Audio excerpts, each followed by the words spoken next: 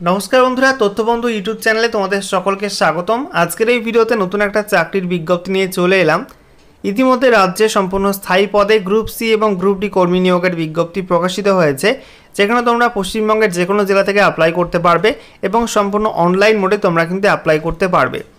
ছেলে মেয়ে সকলেই তোমরা এখানে আবেদন করতে পারবে। তো আজকের এই ভিডিওতে এই নতুন নিয়োগ সংক্রান্ত বিস্তারিত আলোচনা করব অফিসিয়াল নোটিফিকেশন থেকে, যেখানে তোমাদের কোন কোন পোস্টে রিক্রুটমেন্টটি করা হচ্ছে, কোন কোন পোস্টে কত ভ্যাকান্সি, আবেদন করতে গেলে শিক্ষাগত যোগ্যতা কী লাগছে, বয়সসীমা কী লাগছে, কত বেতন, সেই সঙ্গে সিলেকশন প্রসেস কী রয়েছে, অ্যাপ্লাই করতে গেলে ফিস কত লাগবে, সমস্ত কিছু পরপর জানাবো আজকের এই ভিডিওটির মাধ্যমে।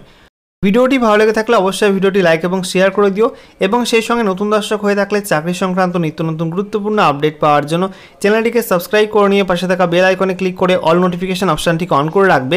লেটেস্ট আপডেট তোমরা সবার প্রথমে পেয়ে যাবে। বন্ধুরা, অনস্ক্রিন তোমরা দেখতে পাচ্ছ অফিসিয়াল নোটিফিকেশন ওপেন করলাম। দেখো, বিজ্ঞপ্তি প্রকাশিত হয়েছে office of the district and sessions জাজ কালিম্পং থেকে। তো বলা হচ্ছে notification for recruitment of different categories of post in the judgeship of Kalimpong. এখানে এমপ্লয়মেন্ট নোটিফিকেশন নাম্বারটা উল্লেখ করা আছে, যেখানে বলা হয়েছে অনলাইনে অ্যাপ্লাই করতে হবে। ভারতীয় নাগরিক হয়ে থাকলেই তোমরা কিন্তু এখানে অ্যাপ্লাই করতে পারবে। নেক্সট দেখো, তোমাদের এখানে বলা হচ্ছে অনলাইনে অ্যাপ্লাই করতে হবে। অফিসিয়াল ওয়েবসাইট দেওয়া আছে, এখানে এই অফিসিয়াল ওয়েবসাইটের মাধ্যমে কিন্তু অ্যাপ্লাই করতে হবে। এবং এখানে বলা হয়েছে ফর্ম ফিল আপ চলবে 17/5/2024 বিকাল 5টা পর্যন্ত। এখানে অনলাইন রিক্রুটমেন্ট পোর্টাল, তার লিঙ্কটা কিন্তু দিয়ে দিয়েছে। নেক্সট দেখো, তোমাদের এখানে কোন কোন পোস্টে রিক্রুটমেন্টটি করা হচ্ছে, কত ভ্যাকান্সি, কত বেতন দেওয়া হবে। তো এখানে প্রথম পোস্ট রয়েছে group B post English stenographer. এই পোস্টে পে লেভেল 10 অনুযায়ী বেতন দেওয়া হবে, যেখানে বেতন কাঠামো রয়েছে 32,100 থেকে 82,900 টাকা পর্যন্ত। এখানে দুটি ভ্যাকান্সি রয়েছে। তারপরে lower division clerk group C post, এখানে তোমাদের পে লেভেল 6 অনুযায়ী বেতন দেওয়া হবে, যেখানে বেতন কাঠামো রয়েছে 22,700 থেকে 58,500 টাকা পর্যন্ত। এখানে 13টা ভ্যাকান্সি রয়েছে। তারপরে process server group C post, এটা রয়েছে সামন ব্যালিফ। এই পোস্টে পে লেভেল 5 অনুযায়ী বেতন, যেখানে বেতন কাঠামো রয়েছে 21,000 থেকে 54,000 টাকা পর্যন্ত। এখানে দুটি ভ্যাকান্সি রয়েছে। তারপরে orderly office peon Farage group D post, এই পোস্টে পে লেভেল 1 অনুযায়ী বেতন দেওয়া হবে, যেখানে বেতন কাঠামো রয়েছে 17,000 থেকে 43,600 টাকা পর্যন্ত। এখানে 17টা ভ্যাকান্সি রয়েছে। তারপরে group D night guard post, এখানে পে লেভেল 1 অনুযায়ী বেতন দেওয়া হবে, যেখানে বেতন কাঠামো রয়েছে সেম আগের পোস্টের মতো। এখানে দুটি ভ্যাকান্সি রয়েছে। তারপরে গ্রুপ ডি সুইপার বা কর্মবন্ধু পোস্টে রিক্রুটমেন্টটি করা হচ্ছে, এখানে পে লেভেল 1 অনুযায়ী কিন্তু একই বেতন রয়েছে। এখানে একটি মাত্র ভ্যাকান্সি রয়েছে। তো সব পোস্ট মিলে কিন্তু 37টা ভ্যাকান্সি এখানে পাবলিশ করা হয়েছে। আচ্ছা, এরপরে দেখো, তোমাদের এখানে প্রত্যেকটা post wise category wise vacancy দেওয়া আছে। তো এখানে বাঁ দিকে ক্যাটাগরির নাম এবং ডান দিকে পোস্টের নাম ইংলিশ স্টেনোগ্রাফার, তারপরে lower division clerk, process server, sound bailiff, তারপরে গ্রুপ ডি ফরেস্ট পিওন, তারপরে গ্রুপ ডি নাইট গার্ড, তারপরে কর্মবন্ধু গ্রুপ ডি। তো প্রত্যেকটা কিন্তু পোস্ট ওয়াইজ এখানে ভ্যাকান্সি পরপর উল্লেখ করা আছে, ঠিক আছে, ক্যাটাগরি ওয়াইজ। আচ্ছা, এরপরে দেখো, তোমাদের এখানে বয়সসীমা কী বলা হয়েছে। এখানে বলা হচ্ছে যে ইংলিশ স্টেনোগ্রাফার এই পোস্টে কিন্তু 1/1/2024 এই তারিখ অনুযায়ী 39-এর মধ্যে বয়স হতে হবে। এবং বলা হয়েছে বাকি সমস্ত গ্রুপ সি এবং গ্রুপ ডি পোস্টে কিন্তু 18 থেকে 40-এর মধ্যে বয়স হতে হবে। অর্থাৎ শুধুমাত্র যে গ্রুপ বি পোস্টটা রয়েছে ইংলিশ স্টেনোগ্রাফার, সেই পোস্টে কিন্তু 1/1/2024 এই তারিখ অনুযায়ী 39-এর মধ্যে বয়স হতে হবে। বাকি সমস্ত গ্রুপ সি গ্রুপ ডি পোস্টে 18 থেকে 40-এর মধ্যে বয়স হতে হবে 1/1/2024 এই তারিখ অনুযায়ী। সেই সঙ্গে রাজ্যের SC ST প্রার্থীরা সরকারি নিয়ম অনুযায়ী বয়সের ক্ষেত্রে 5 বছর ছাড় পেয়ে যাবে। ওবিসি প্রার্থীরা 3 বছর বয়সের ছাড় পাবে। আর PWBD ক্যান্ডিডেটরা 45 বছর বয়স পর্যন্ত এখানে অ্যাপ্লাই করতে পারবে। ওকে, আচ্ছা, এরপরে দেখো, তোমাদের এখানে শিক্ষাগত যোগ্যতা কী লাগছে। এখানে বলা হচ্ছে ইংলিশ স্টেনোগ্রাফার পোস্টে অ্যাপ্লাই করতে গেলে মাধ্যমিক বা সমতুল্য পরীক্ষায় পাস করতে হবে। সঙ্গে বলা হয়েছে একটা সার্টিফিকেট থাকতে হবে in computer training and short hand from recognised institution. এবং সেই সঙ্গে বলা হয়েছে তোমাদের স্যাটিসফ্যাক্টরি স্কিল থাকতে হবে কম্পিউটার অপারেশনে।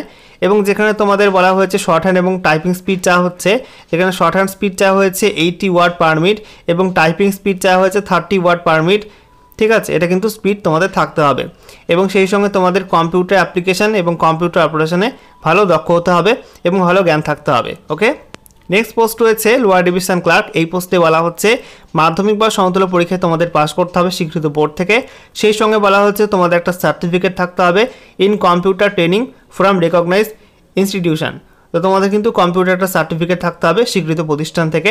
সঙ্গে তোমাদের কম্পিউটার অপারেশন এবং টাইপিংয়ে ভালো স্কিল থাকতে হবে। ওকে, পরবর্তী পোস্ট রয়েছে প্রসেস সার্ভার সামন ব্যালিফ। এই পোস্টে বলা হচ্ছে ক্লাস 8 পাস করলেই তোমরা এখানে অ্যাপ্লাই করতে পারবে। সঙ্গে বলা হচ্ছে তোমাদের এখানে কম্পিউটার অপারেশনে বেসিক জ্ঞান থাকলে তোমরা এখানে অগ্রাধিকার পাবে। পরবর্তী post group D peon Farage, এই পোস্টে বলা হয়েছে ক্লাস 8 পাস করতে হবে স্বীকৃত প্রতিষ্ঠান থেকে, ঠিক আছে। সঙ্গে তোমাদের কম্পিউটারে বেসিক জ্ঞান থাকলে তোমরা এখানে অগ্রাধিকার পেয়ে যাবে। Next post night guard group D, এই পোস্টে বলা হচ্ছে ক্লাস 8 পাস করতে হবে, সেই সঙ্গে বলা হচ্ছে শুধুমাত্র পুরুষরাই কিন্তু নাইট গার্ড পোস্টের জন্য অ্যাপ্লাই করতে পারবে। তারপরে গ্রুপ ডি কর্মবন্ধু পোস্টে বলা হয়েছে ক্লাস 8 পাস করতে হবে অ্যাপ্লাই করার জন্য, ঠিক আছে, এবং তোমাদের ফিজিক্যালি ফিট হতে হবে।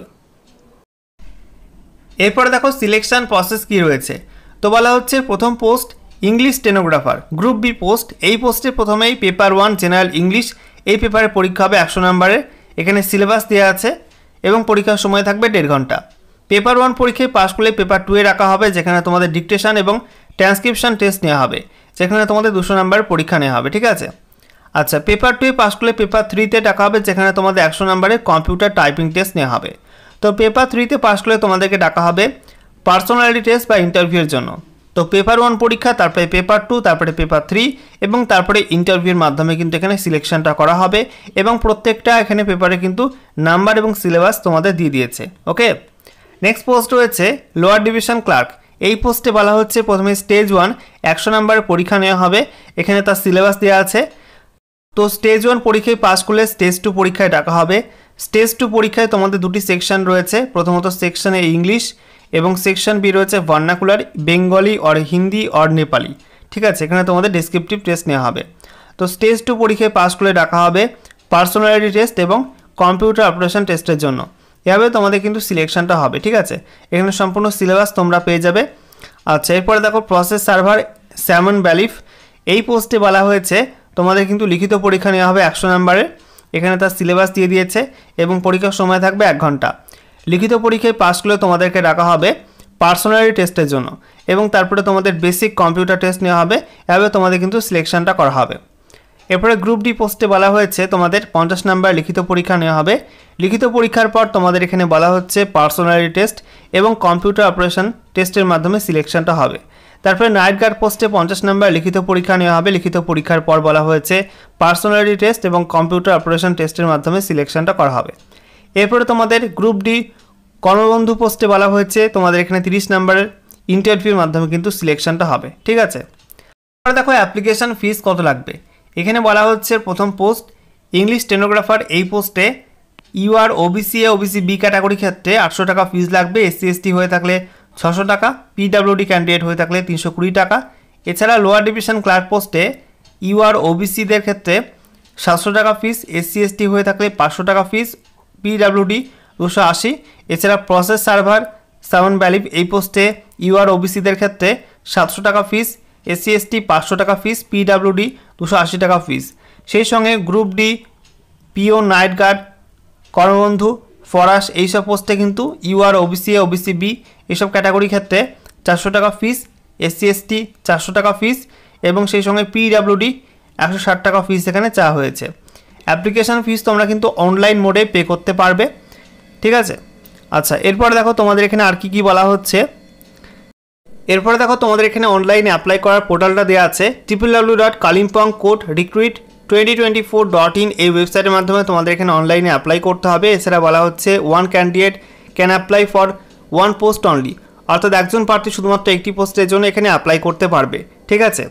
নেক্সট দেখো তোমাদের এখানে বলা হচ্ছে documents two be uploaded for online application, অনলাইনে আবেদন করার সময় তোমাদের কী কী ডকুমেন্ট আপলোড করতে হবে সেগুলো তোমাদের এখানে পরপর উল্লেখ করা আছে, এগুলো তোমরা দেখে নিও, ওকে।